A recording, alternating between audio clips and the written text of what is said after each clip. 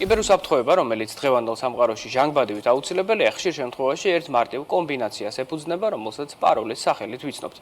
არადა წარმოიდგინეთ ამ წუთას, როცა თქვენ გესაუბრებით, ჰაკერები ყოველ წამს 2.300.000 შეტევას ახორციელებენ. არ მოგესმათ, არა საათში და დღეში, არამედ წამში. ცოტა ხნის წინ ამ თემაზე სტატია ამერიკულმა Forbes-მა გამოაქვეყნა, რომელსაც დიდი გამოხმაურება და აჟიოტაჟი მოყვა. გამოცემის თანახმად 16 მილიარდზე მეტი პაროლი უკვე ღია ინტერნეტში არის ხელმისაწვდომი, რაც ისტორიაში ყველაზე მასშტაბური მონაცემთა გაჟონვაა. პაროლების უსაფრთხოების საკითხი თითოეული ჩვენგანისთვის კრიტიკულად მნიშვნელოვანია, რის გამოც გადავწყვიტეთ დღევანდელ Cyber Brief-ში სწორედ ამ თემაზე გველაპარაკა. დღევანდელ გადაცემაში პაროლებზე და პირად უსაფრთხოებაზე საკონსულტაციო კომპანია Advise-ის საოპერაციო დირექტორთან ნინი სიმონიშვილთან ვისაუბრებთ. ნინი, გამარჯობა, დიდი მადლობა შენი დროისთვის.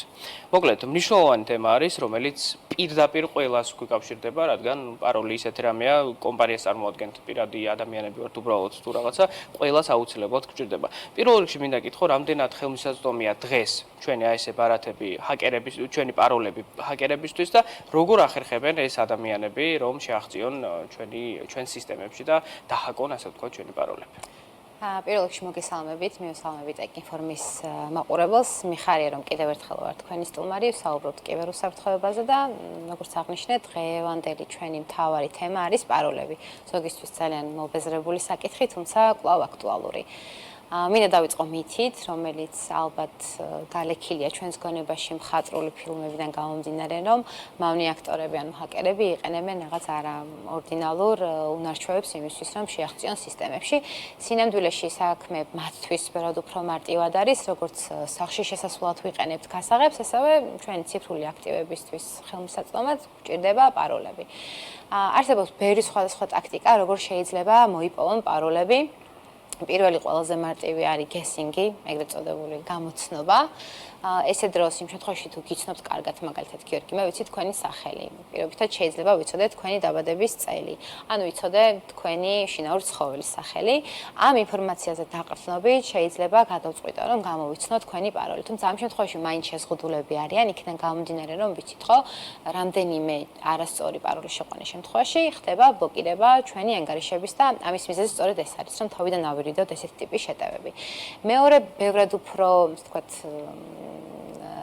რთული მეთოდი, ჩვენთვის რთული, თორემ მათთვის შედარებით მარტივი არის harvesting-ი, როდესაც მათ ზუსტად იციან რა არის ჩვენი პაროლი. საიდან ამას აღწევენ ორი ან მეტის მეთოდით, თუმცა ორს ავხსნი, ერთ-ერთი გახლავთ სოციალური ინჟინერია. ფიშინგი, როდესაც ამაზე ვისაუბრეთ კიდევაც, როდესაც მოგდის თითქოს და ლეგიტიმური წერილი, გავხსენი, გადავედი ბმულზე, ეს ბმული ძალიან გავს, ფაქტობრივად იდენტურია ჩემი ონლაინ ბანკის ვებგვერდის, შემყავს ჩემი პაროლი და ამგვარად ვაძლევ ჩემს ციფრული აქტივებზე წდომას მავნე აქტორს. და მეორე, მავნე პროგრამის მეშვეობით, რომლითაც თუ ისე აღმოჩნდება, რომ დაინფიცირდება თქვენი მოწყობილობა, კილოგერი, უფრო ზუსტები რომ ვიყოთ, რომელიც აგროვებს პაროლებს და მსგავსი ტიპის ინფორმაციას თქვენს მოწყობილობაზე და მასე წდომას აძლევს მავნე აქტორებს. მესამე მიდგომაც არსებობს კრეკინგი, გატეხვა, ასე ვთქვათ, ბრწყალებში რომ ვთქვათ. ეს ბევრად უფრო შრომატევადია მავნე აქტორების მხრიდან, ძირითადად ისინი მოიპოვებენ ხოლმე ბაზას პაროლების, თუმცა მათ დასამწუხაროდ პაროლები, ესე ვთქვათ, ესე ღია ტექსტის სახით არ ინახება დაშიფრული სახით, ტექნიკურად ჰეშს ეძახიან.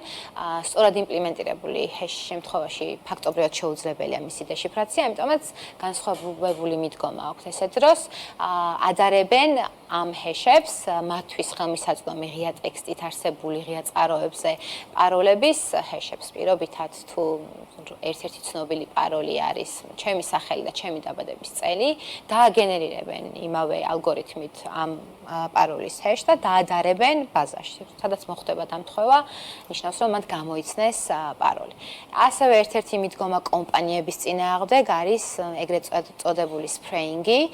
პირობითად ტექინფორმი რომ ცალკე კომპანია იყოს, ყავდეს 200 თანამშრომელი, მე როგორც მავნე აქტორი ვივარაუდებდი, რომ თქვენთან ძალიან პოპულარული შეიძლება იყოს პაროლი ტექინფორm 2025, შეიძლება ძახილის ნიშანიც. 200 ადამიანიდან ერთის შემთხვევაში მაინც გაამართლებს ჩემი ტაქტიკა. და ბოლოს password stuffing-ი, ესეც ერთგვარი მიდგომაა, დასაწყისში ისაუბრეთ გიორგი, რომ მოხდა მონაცემთა გაჟონვა, კერძოდ პაროლების გაჟონვა, ესეთი შემთხვევების დროს შეიძლება გაჟონილი პაროლი, რომელიც შეიძლება ეკუთვნოდეს ჩემს Yahoo-ს account-ს, მავნე აქტორებმა შეეცადონ, რომ მოარგონ ჩემი Gmail-ის account-ს ან Facebook-ის account-ს, იმიტომ რომ ადამიანები ხშირ შემთხვევაში უსარმაცობთ და ერთსა და იმავე პაროლს ვიყენებთ ხოლმე სხვადასხვა ჩვენთვის მნიშვნელოვან ანგარიშებზე. და აქ რაღაც ლოგიკაც ის არის, რომ ალბათ არ გინდა დაგავიწყდეს და ამიტომაც ბარემ ერთს დაიმახსოვრ, მაგრამ ის ერთი თუ გატყდა, მე საქმე ცუდად არის ძალიან სწრაფად. ნინი, როგორ შეიძლება თავი დავიცვათ ამ რისკებისგან, რაც უკავშირდება პაროლებს და ასევე რა იქნება Adwise-ის რჩევა მიმართულებით და როგორ შეგვიძლია Adwise-ის სერვისებით სარგებლობა ამ ასპექტში. პირველ რიგში დავიწყებ კომპანიებით. კომპანიებს Adwise-ის გუნდი, როგორც აუდიტის გუნდი, ასევე შეღწევადობის გუნდი აქტიურად ეხმარება იმისთვის, რომ დარწმუნდნენ, რომ მათ კომპანიაში უსაფრთხო პაროლების პოლიტიკა. მოწმდება, არსებობს თუ არა საერთოდ პაროლების პოლიტიკა, ითხოვენ თუ არა რთულ ძლიერ პაროლებს, არის თუ არა ორმაგი ავთენტიფიკაცია გააქტიურებული.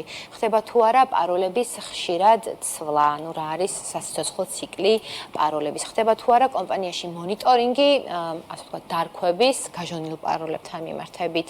ხდება თუ არა ამაღლება ცნობიერების თანამშრომლების და ამის შემდგომ გადამოწმება phishing სიმულაციებით. პენტესტის დროს აქტიურად, ასე ვთქვათ, ვატარგეტებს და ვამოწმებთ, რამდენად გამოიყენება ეგრეთ წოდებული default, ანუ ქარხნული, ასე ვთქვათ, ქარხნული პაროლები და ხშირია ესეთი შემთხვევები, როდესაც სატესტო გარემოებზე იყენებენ ხოლმე კომპანიებში.